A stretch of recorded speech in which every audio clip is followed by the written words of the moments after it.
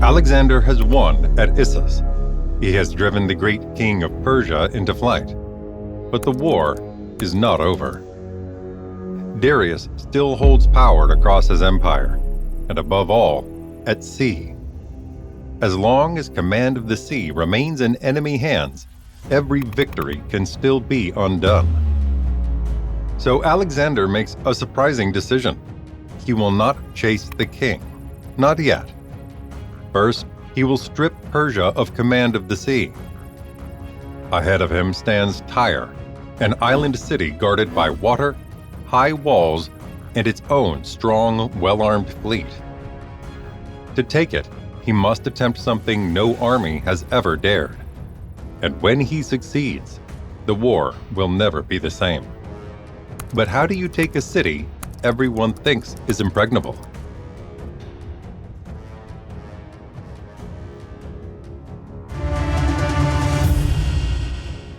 After the victory at Issus, Alexander has not yet won the war.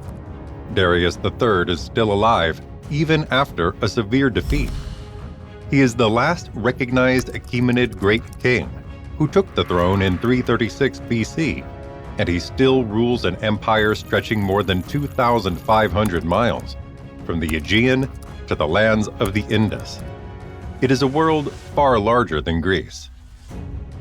The dynasty had ruled for more than 2 centuries. It began with Cyrus the Great, who in the 6th century BC united the Persians and conquered Lydia and Babylon. Under Darius I, the Achaemenid system reached its full form. The king consolidated the empire, organized it into satrapies, strengthened a road network of more than 1,550 miles, and made it possible for messages and orders to move across the empire in days. Persian rule stretched from the lands of the Indus to the Aegean. After Issus, Persia loses prestige, but not its strength. Satrapies, money, manpower, and immense territorial depth remain. The empire can still field major armies, around 90,000 men, with a powerful cavalry arm. Above all, it still has a naval network based on Phoenicia, Cyprus, and Egypt, able to put roughly 300 to 400 warships to sea. Alexander, by contrast, commands only about 37,000 men in all. This is where Alexander makes a crucial decision. Instead of pursuing Darius immediately toward Babylon, nearly 620 miles away, he turns south along the coast. The choice is strategic. If he marches inland with Tyre, Cyprus, and Egypt still behind him, he leaves Persia in command of the sea, with a power to strike his rear and even reopen the war in Greece. Alexander sees it clearly. Before he can chase the great king, he must strip the empire of its naval bases in the Levant. The first Phoenician cities yield with hardly a fight. Byblos surrenders. Sidon opens its gates, helped by its inhabitants' hostility toward Persian rule. But when Alexander reaches Tyre, he finds something different. Tyre is an island city, separated from the coast by about half a mile of sea, protected by its walls and a fleet that in some reconstructions may have numbered around 70 to 80 warships. Alexander asks to enter the city to sacrifice to Melkart, the Tyrian god whom the Greeks identify with Heracles. It is not just a religious gesture. For Alexander, it means presenting himself as the legitimate ruler before the most powerful city in Phoenicia. The Tyrians refuse. They accept every other request, but not the entry of the Macedonians or Persians inside the walls. From then on, siege is unavoidable.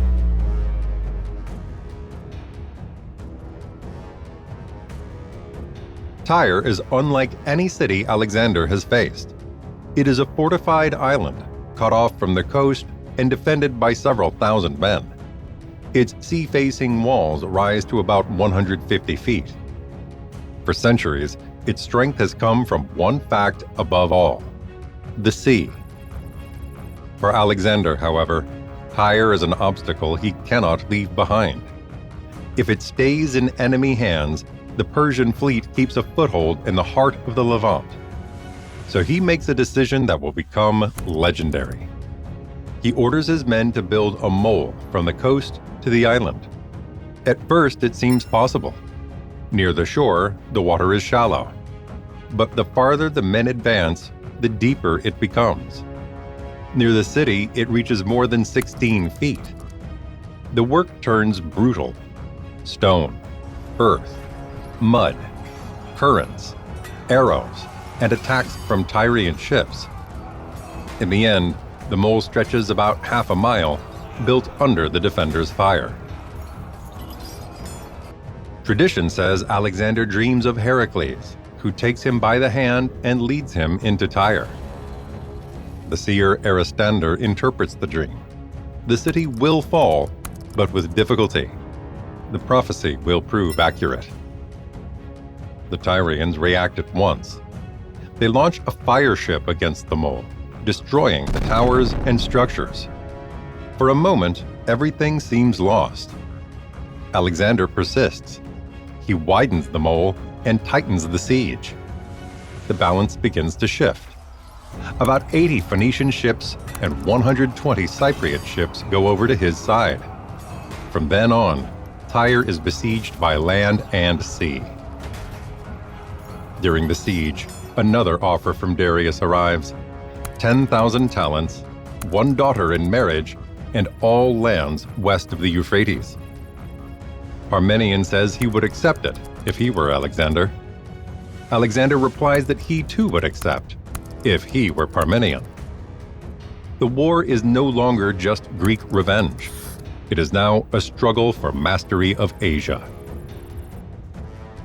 After about 7 months of siege, Tyre falls. The capture is brutal. Thousands of defenders are killed. About 30,000 inhabitants are enslaved, and about 2,000 prisoners are crucified along the coast. Strategically, the result is enormous. Alexander has broken one of Persia's principal naval centers for good. Yet the mole does not disappear after the siege ends. Over time, it hardens and changes the city's geography forever. Sea currents begin depositing sand and silt against the structure, strengthening it and widening it through centuries. Tyre, once an island, becomes a peninsula, and remains one to this day. Did you know that most people who watch our documentaries aren't subscribed yet? If you enjoy animated maps and history, join our community. Leave a like and subscribe so you never miss the next episodes. After Tyre, Alexander continues south. The Phoenician coast has been broken open, but the road to Egypt is not yet clear. Between him and the Nile still stands Gaza, the last fortress of the southern Levant. Gaza is not just a transit city. It is an important commercial hub set between the Mediterranean, the desert, and the caravan routes to Arabia.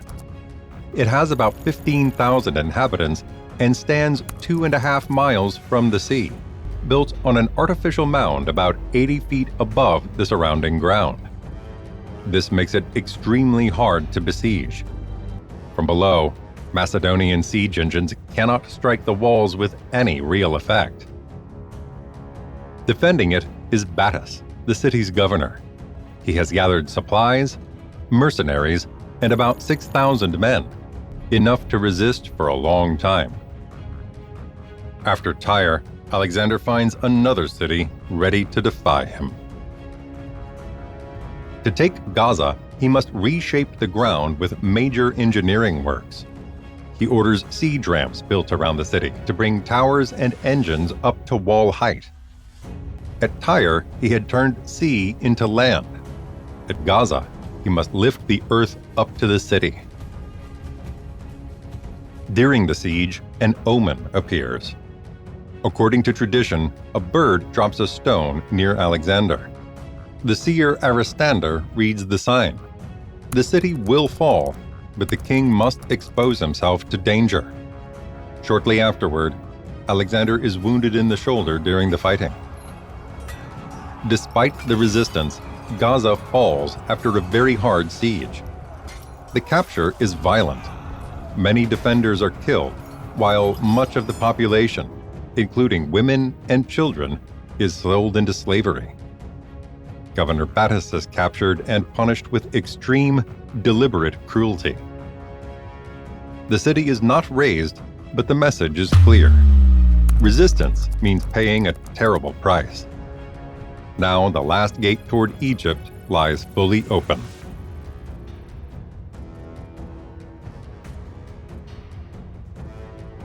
Alexander crosses northern Sinai and reaches Pelusium in about 7 days. The city controls the eastern entrance to the Nile Delta. Whoever passes through it can enter the very heart of Egypt. But Egypt does not prepare for long resistance. The Persian satrap Mazaches sees that the situation has changed.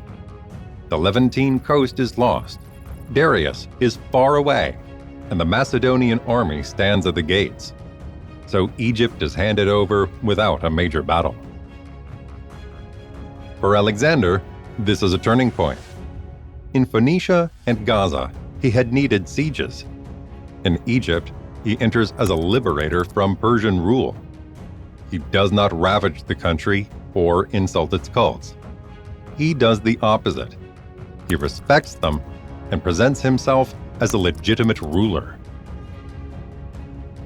From Pelusium, he moves towards Memphis, the ancient Nile capital.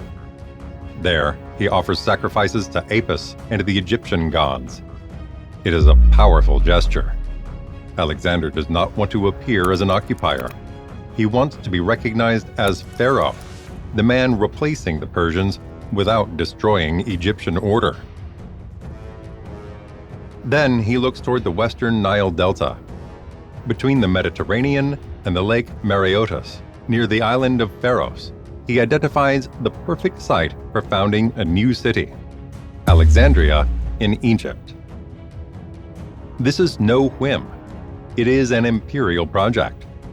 Alexandria is founded to control the sea, the delta, and the trade routes between Egypt, the Mediterranean, and the East. It is at once a naval base, a port, and a political symbol. Tradition preserves a detail. To mark the outline of the future city, the Macedonians use barley because no other suitable material is at hand. The seers interpret the act as an omen of abundance. In this case, history will prove them right. From that line traced in the sand, one of the ancient world's most important cities will rise. Before it lies the island of Pharos. Centuries later, a lighthouse, one of the 7 wonders, will stand there. Alexandria will also become one of the Mediterranean's great centers of learning with its library. It is not merely a city. It is a project meant to endure. And even today, it still bears the young conqueror's name.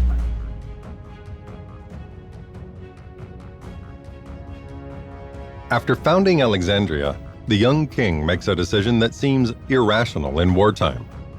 Instead of turning back at once toward Darius, he pushes farther west along the coast and then enters the Libyan desert.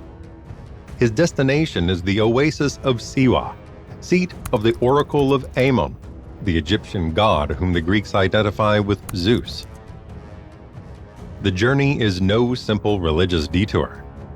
Alexander wants to consult a sanctuary, but also to measure himself against 2 models linked to his own heroic image, Heracles and Perseus. Both, according to tradition, had reached Ammon. If he wants to stand beside them, he must take that road too. But Siwa is not near.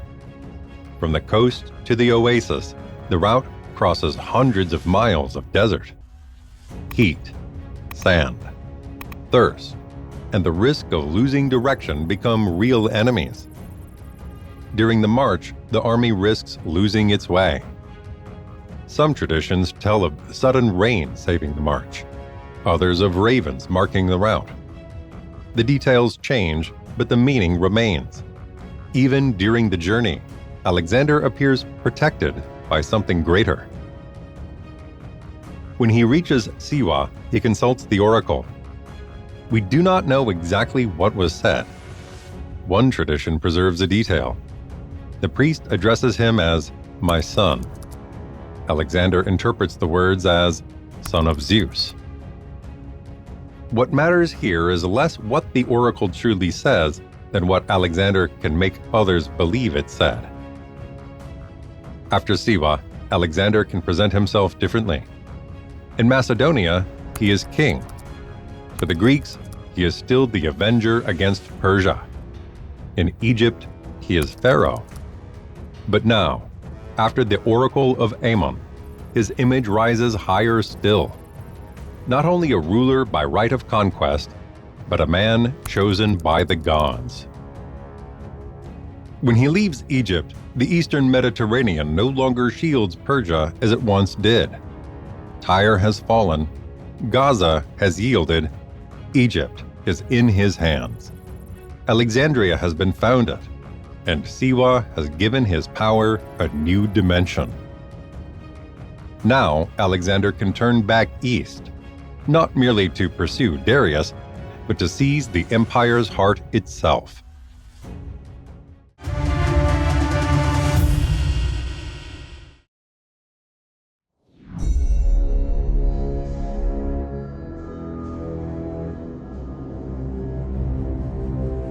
Alexander has already won impossible battles, but now he faces the decisive test.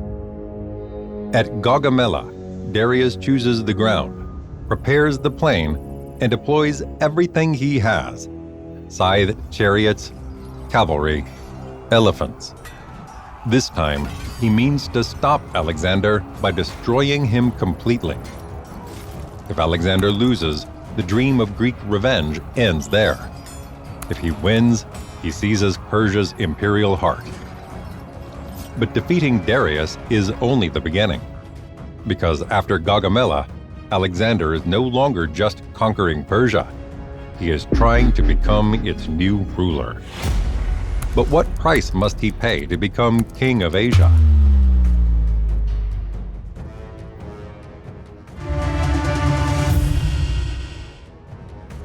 After leaving Egypt, Alexander turns back toward the northeast.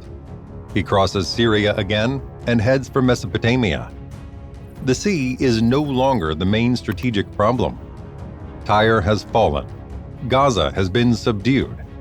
Egypt is in his hands, and the Persian fleet has lost much of its network of bases in the eastern Mediterranean.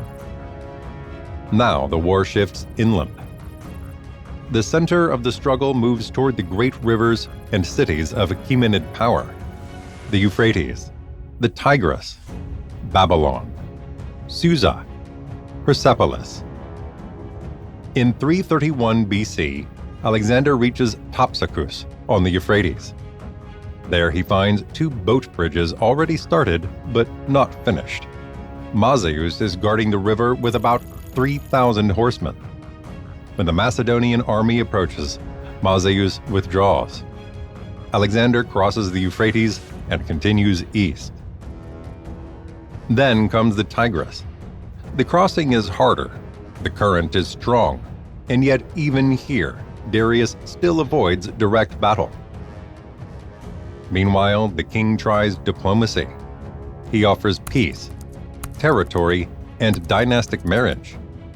Alexander refuses. Tradition gives him a memorable line: "There cannot be 2 suns in the sky, nor 2 kings in Asia." Whether authentic or not, it sums up the point. Alexander does not want part of the empire. He wants everything. Shortly before the battle, an unsettling sign appears: a lunar eclipse. Many in the army see it as a dark omen. The diviners, however, turn it into a favorable message. The battle will come within a month, and Alexander will win. Darius does not defend the rivers and still seeks a diplomatic solution. But at the same time, he is choosing the battlefield.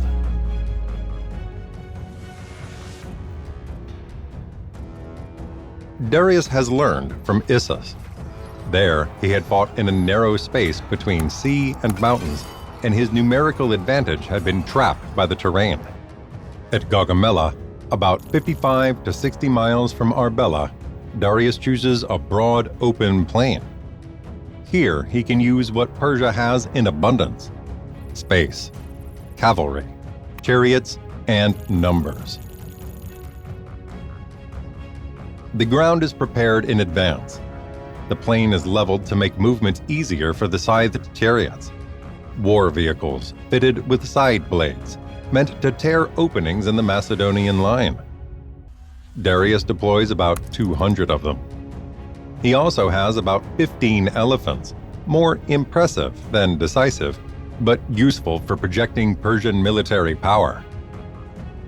Alexander arrives with about 40,000 infantry and 7,000 cavalry. Darius still commands far greater forces, although exact ancient figures are exaggerated. This time, however, numbers alone do not decide the battle. The ground does. The night before the battle, Parmenion proposes a night attack. Alexander refuses. He does not want victory won in darkness. He wants Darius defeated in front of everyone, in daylight. It is a proud answer, but also a political one. If the great king falls in open battle, no one can say he was beaten by deception. According to tradition, before the battle, Alexander also sacrifices to Phobos, god of fear. It is a powerful detail. It does not suggest weakness, but awareness of risk. At stake is not just a battle. It is the right to rule Asia. On October 1, 331 BC, both armies deploy. Darius occupies the center, surrounded by his royal guard and loyal units. Alexander places the phalanx in the center, Parmenion on the left, and the striking wing on the right, with the companion cavalry. The decisive maneuver begins on the Macedonian right. Alexander does not attack the center immediately. He moves gradually to the right with the companions and light troops, as if trying to move off the ground Darius has prepared for the chariots and the Persian mounted wing. Darius cannot allow it. If Alexander leaves the leveled zone, the scythed chariots lose effectiveness and the entire Persian plan could collapse. He orders the cavalry of his left wing to follow and contain him. The farther the Persians stretch outward, the thinner and more fragile their line becomes. Between the wing pursuing Alexander and the center, where Darius stands, a gap opens. The scythed chariots are sent forward, but the Macedonians are ready. They open lanes, let them pass, and strike them from the sides with light infantry and javelins. The weapon meant to sow panic fails to decide the battle. On the left, Parmenion comes under pressure, and Alexander has to halt to restore order to the line. At that moment, he sees what he has been looking for: a gap to strike Darius directly. He does not try to destroy Persia's army. He sends the companions against Darius in shock formation, where the phalanx advances behind them. For the great king of Persia, this is the decisive moment. If he stays, he risks destruction. Darius flees, and when he leaves the field, the battle is decided.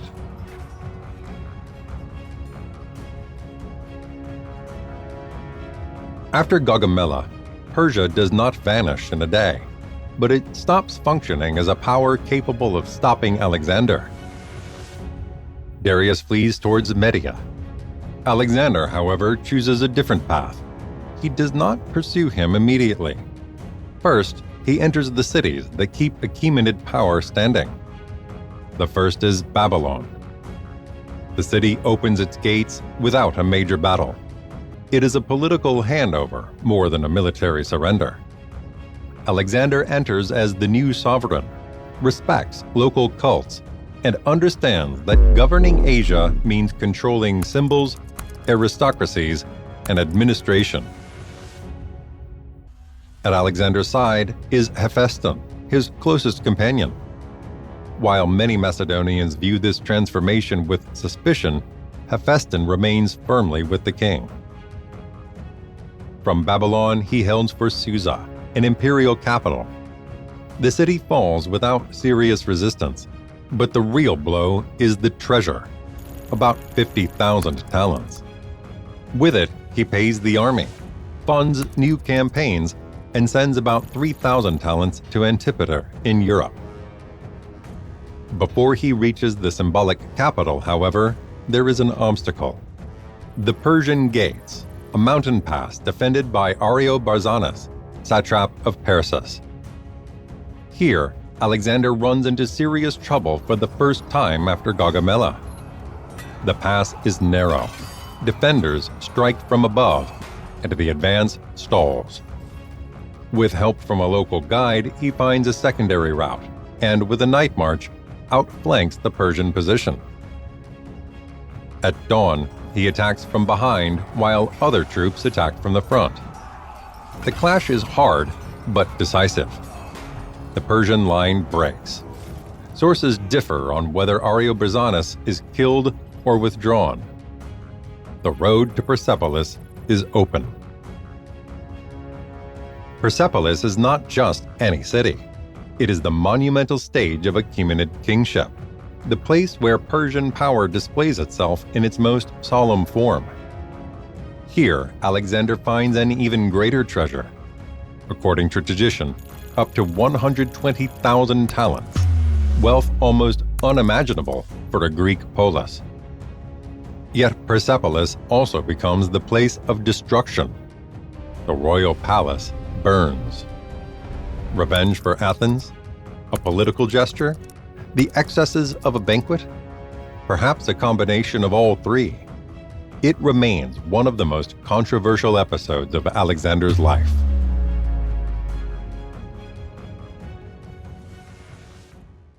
After Persepolis, Alexander returns to the problem he can no longer postpone. Darius still lives. Darius flees east, but he is no longer the ruler of an intact empire. He carries what remains of his kingship. According to tradition, about 7,000 talents, 3,000 horsemen, and 6,000 infantry. He is still king of Persia, but by now he is also a fugitive. From Persepolis, Alexander moves back toward Ecbatana, then toward the Caspian Gates and the eastern regions, as far as Bactria and Sogdiana. The war changes form. No longer great battles, but pursuit, forced marches, and ever more remote territories. But Darius is not fleeing alone. Beside him are nobles and satraps who no longer believe he can save the empire. Among them is Bessus, satrap of Bactria, one of the strongest men in the Persian East. He understands that Darius no longer has the strength to hold the empire together. At that point, the great king is betrayed. Darius is arrested by his own men. When Alexander approaches, the conspirators decide he cannot be left alive. They wound him mortally and flee eastward. Alexander arrives too late. He fails to capture Darius alive, but Darius' death gives him a political opportunity. Alexander no longer presents himself as the only man who defeated the Persian king. He now appears as the one who avenges him. Alexander orders royal honors for Darius. The body is treated with respect. The message is clear. Alexander no longer wants to be merely the king of the Macedonians against Persia. He wants to appear as the legitimate successor to Persian power. But the war goes on. Bessus proclaims himself king under the name Artaxerxes. He wears the symbols of Persian kingship and claims Darius' inheritance. But his power is fragile. He is not recognized as great king by the entire empire. For many, he remains above all one thing: the traitor who delivered Darius to death.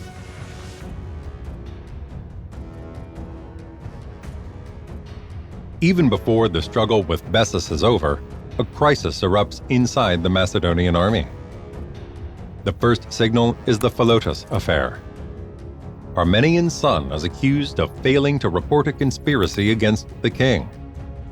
He belongs to one of the army's most powerful families, but he is tried before the Macedonian assembly, condemned, and killed. But the blow does not stop with him. Soon after, Philotas' father, Parmenion, is killed as well. He is far away in Ecbatana, where he controls troops, money, and a strategic position. Perhaps Alexander fears rebellion after Philotas' death. Perhaps he believes he cannot leave Parmenion alive. In any case, the decision is brutal.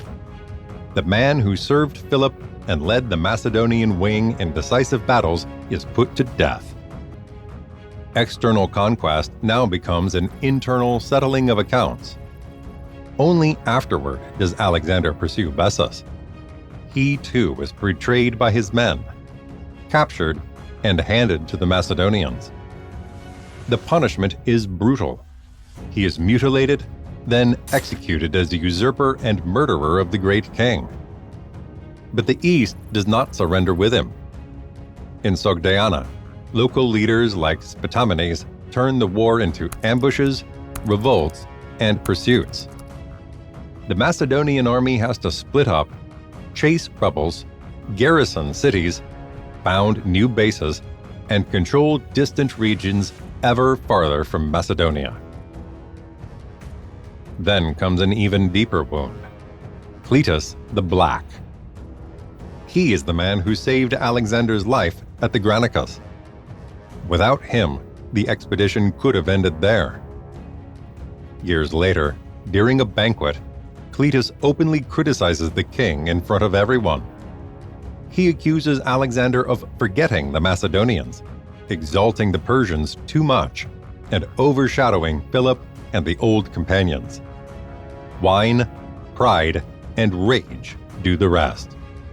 Alexander loses control and kills him with his own hands. It is a dramatic moment. The man who saved his life dies at his hands. From here, the fracture is no longer merely political. It is now personal. Alexander seeks to rule as king of Asia. He adopts Persian ritual and tries to impose proskinesis, bowing before the sovereign. For many Macedonians, it is too much. They see themselves not as Eastern subjects, but as comrades in arms of a Macedonian king. In 327 BC, the Eastern War reaches one of its most spectacular moments, the Sogdian Rock. The defenders consider it impregnable and taunt Alexander, saying that to capture it, he needs men with wings. Alexander answers with action. He chooses 300 mountain-trained men. At night, they climb the cliff with ropes and pegs. 30 fall and die. But at dawn, the survivors appear above the rock. The fortress surrenders, shaken more by the courage of defeat than by force of arms. Among the prisoners is Roxanne, daughter of the noble Oxyartus. Alexander marries her. Tradition emphasizes her beauty, but the political meaning is even more important. With that marriage, Alexander tries to bind himself to local Eastern elites and build a form of power that is not only Macedonian, but imperial. He has won the war against Persia, but the price is becoming ever clearer. To become king of Asia, Alexander starts to lose the old Macedonian guard.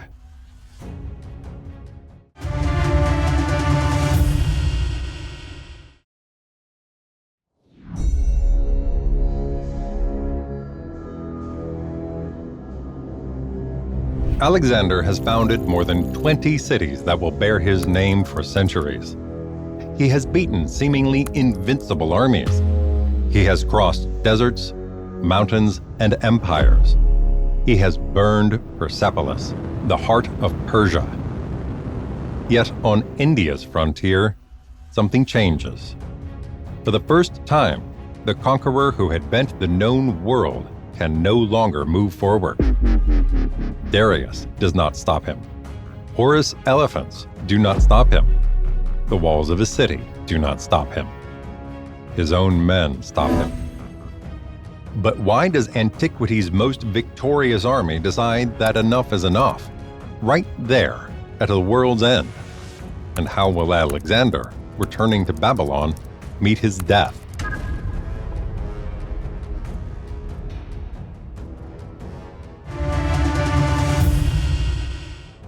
After the campaigns in Bactria and Sogdiana, Alexander has pushed his army beyond the historic heart of the Persian Empire.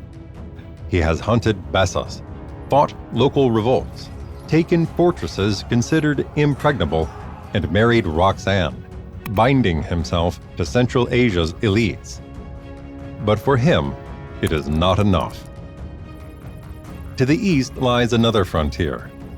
Beyond the Hindu Kush mountains, the world of India begins. In 327 BC, Alexander turns southeast.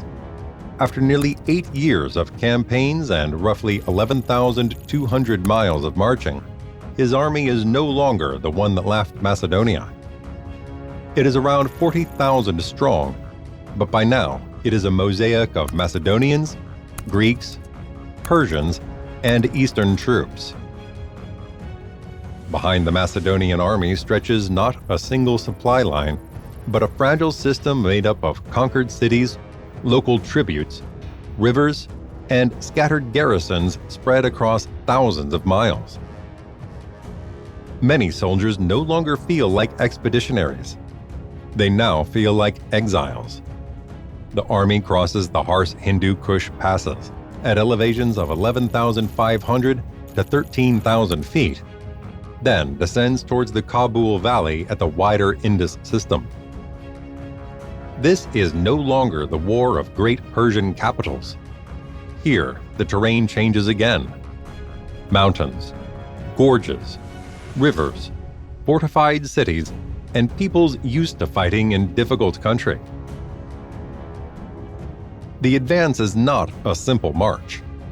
Along the way, Alexander has to switch between force and diplomacy. Some communities submit, others resist. Among the most celebrated episodes is the capture of Aornos, a famous mountain fortress that, according to tradition, even Heracles had failed to conquer. For the Macedonian king, conquering it means measuring himself against myth once again. Where ancient heroes had failed, he wants to succeed. Then comes Taxila. The local king, Ambi, opens his gates and sides with Alexander against the stronger neighboring ruler, Porus, who controls the broad territory beyond the Hydaspes. It is a decisive political move. Alexander understands that India cannot be taken by phalanxes alone. He must also exploit local rivalries, turning one king against another. Ahead lie new rivers, new plains, and an enemy unlike any he has faced before.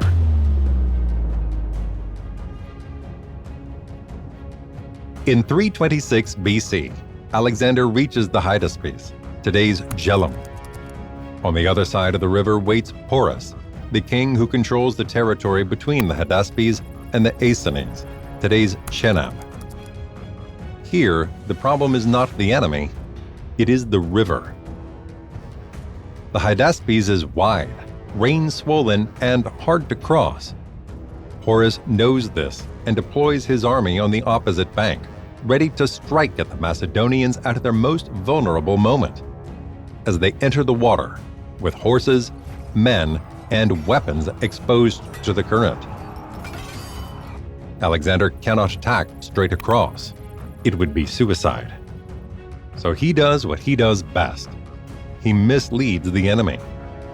For days, he moves units along the bank, makes noise, shifts cavalry, and simulates crossing attempts. Porus has to watch every point of the river, never knowing where the real attack will come.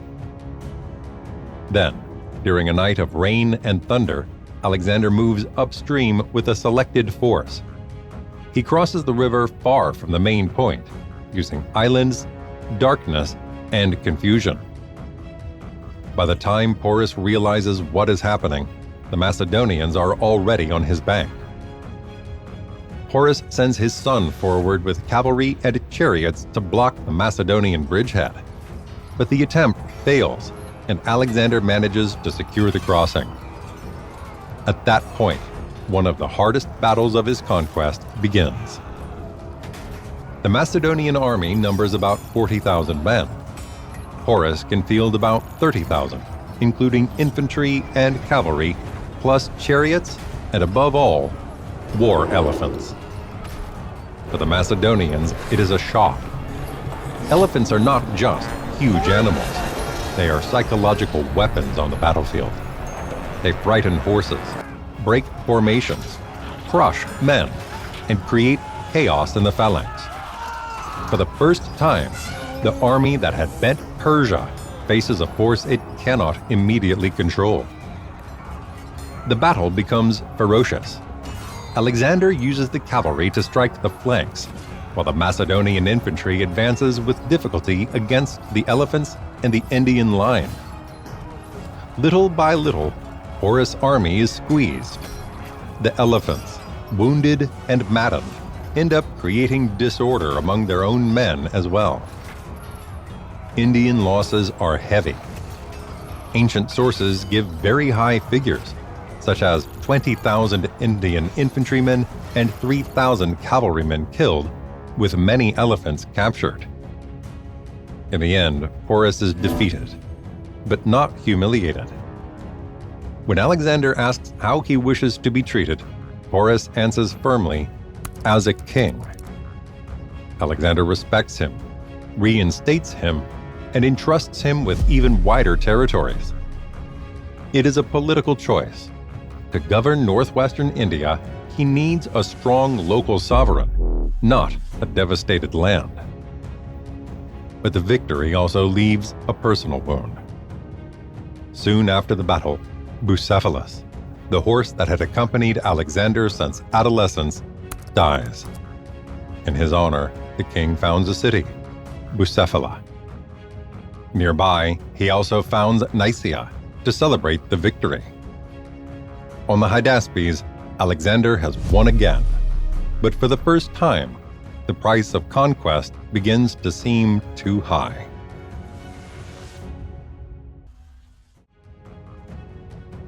After the Hydaspes, Alexander wants more. Victory over Porus is not enough. Ahead of him still lies a march farther into India. New rivers, new plains, new kingdoms.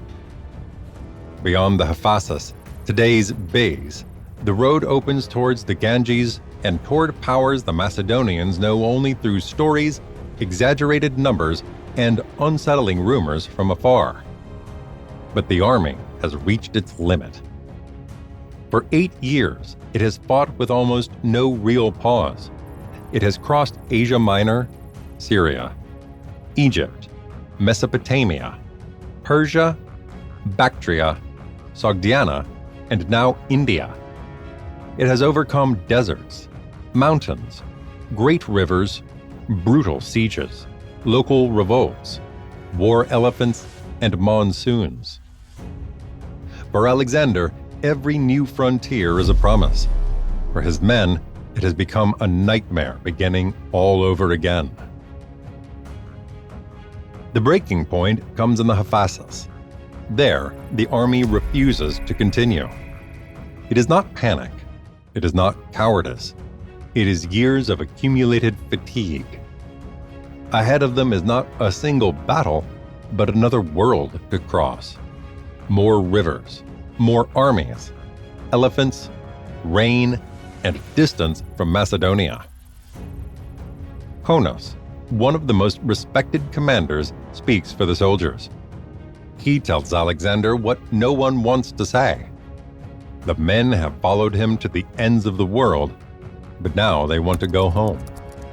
Soon after, Konos dies. Alexander reacts badly. He shuts himself in his tent for 2 days, waiting for the army to change his mind. But the camp stays still. The soldiers' silence is stronger than any order. At last, Alexander yields. On the Hyphasis, he raises 12 altars as tall as towers. They mark no victory, only the farthest limit of the march. It is not a military defeat. No king has beaten him in battle, but it is the first true political defeat of his life. For the first time, Alexander must accept that his desire is no longer enough.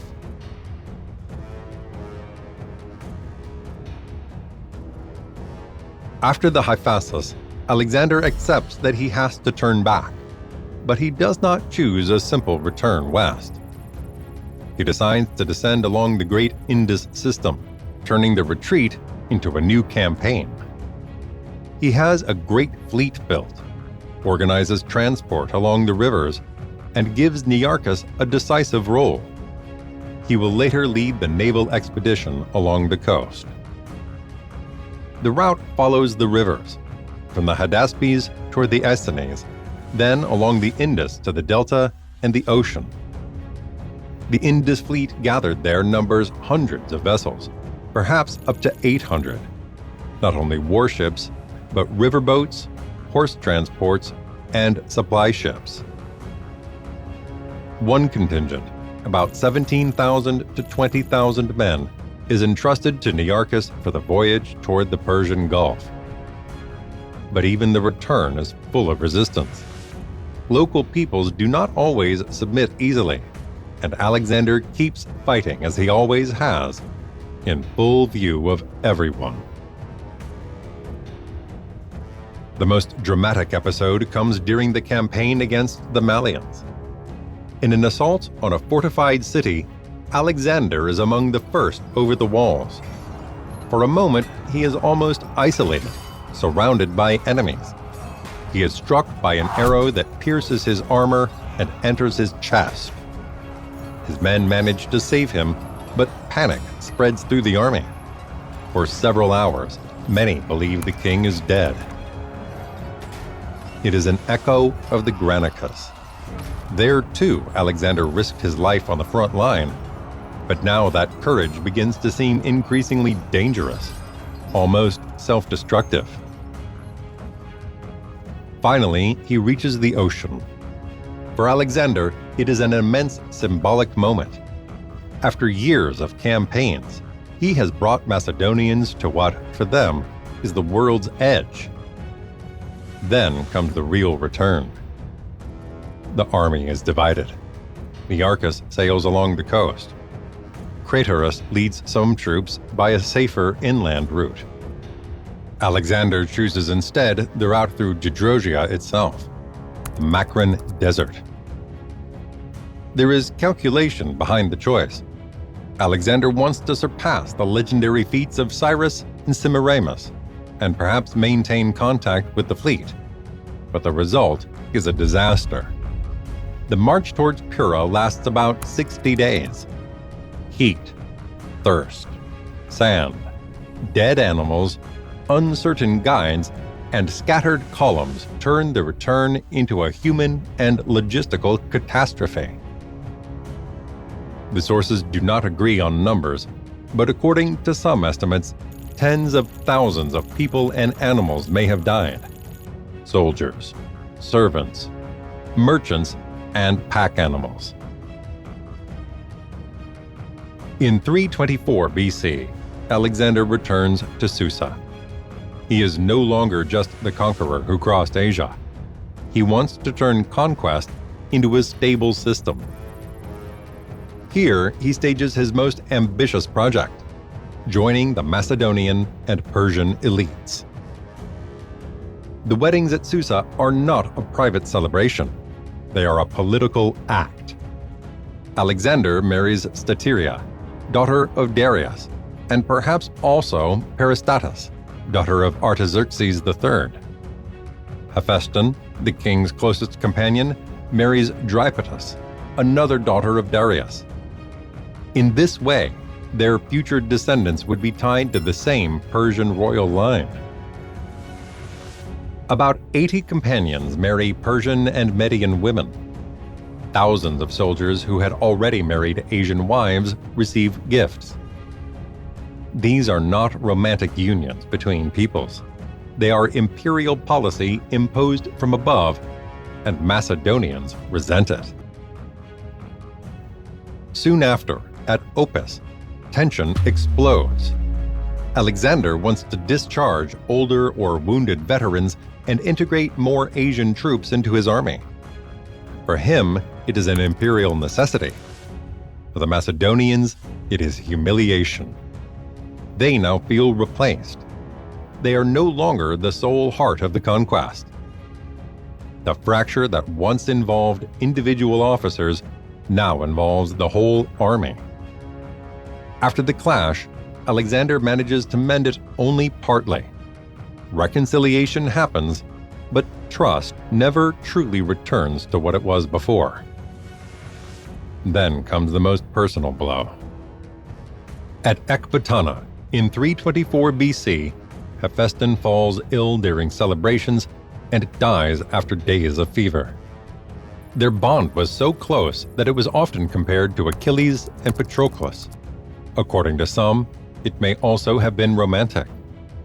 He was the figure closest to Alexander, the companion who had accompanied him through the transformation from Macedonian king to sovereign of Asia. His death overwhelms Alexander.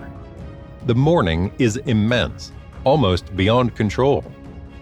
In Hephaestion, he does not only lose a trusted man, he loses the person who, more than anyone, had shared his idea of greatness.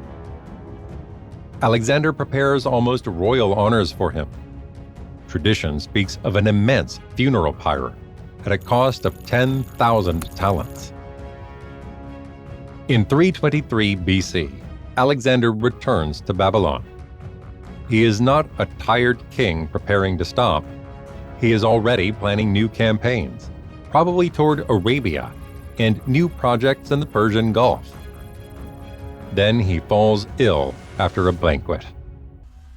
The cause remains debated. Malaria, typhoid fever, infection, poisoning, or the accumulated weight of years of wounds, stress, and alcohol. There is no certainty. In June 323 BC, Alexander dies in Babylon. Tradition says soldiers file one by one past the dying king, but no one receives a clear succession. There is a fragile half-brother, Aridaeus. There is an unborn child by Roxanne, and there are enormously powerful generals unwilling to remain in the shadows. The empire almost immediately begins breaking apart among the Diadochi. Alexander's body is diverted toward Egypt by Ptolemy. Alexandria becomes the center of his memory. In the Roman age, his tomb is still famous. Then it disappears. Alexander leaves no stable empire, but he leaves a new world. His tomb is lost. His world is not. If you enjoy epic history documentaries with animated maps, subscribe to the channel and turn on notifications so you don't miss the next videos.